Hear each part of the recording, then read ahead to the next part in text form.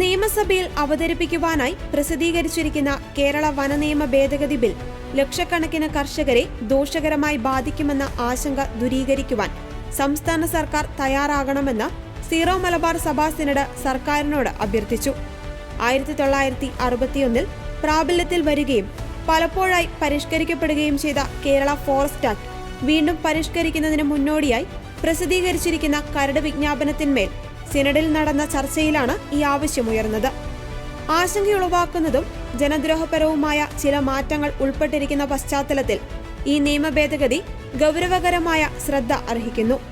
ജനപക്ഷത്തു നിന്നുള്ള പരിഷ്കരണങ്ങൾക്കു പകരം കൂടുതൽ ജനദ്രോഹപരമായ മാറ്റങ്ങളാണ് പ്രഥമദൃഷ്ട്യാ പുതിയ ബില്ലിൽ കാണുന്നതെന്ന് സിനഡ് ചൂണ്ടിക്കാട്ടി. വന്യജീവി ശല്യം നാൾക്കുനാൾ വർദ്ധിച്ചു വരുന്ന സാഹചര്യത്തിൽ അത് ഫലപ്രദമായി നിയന്ത്രിക്കുന്നതിനുള്ള വകുപ്പുകളാണ് കൂട്ടിച്ചേർക്കപ്പെടേണ്ടത്.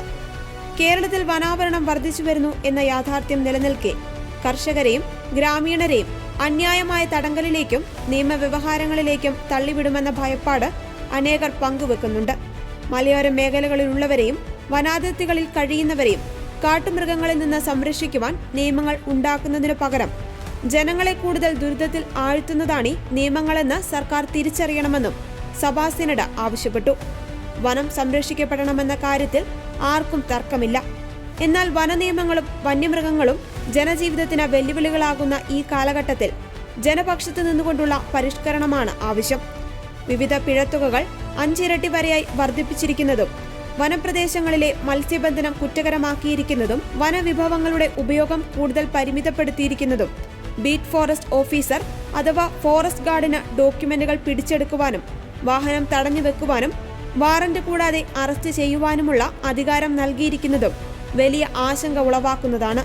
ഇക്കാരണങ്ങളാൽ തന്നെ വനപാലകർക്ക് അനിയന്ത്രിതമായ അധികാരങ്ങളും ദുരുപയോഗിക്കുവാനുള്ള കൂടുതൽ സാധ്യതകളും നൽകുന്ന ഈ നിയമപരിഷ്കരണം പ്രതിഷേധാർഹവും പിൻവലിക്കപ്പെടേണ്ടതുമാണെന്ന് സിനഡ് വിലയിരുത്തി.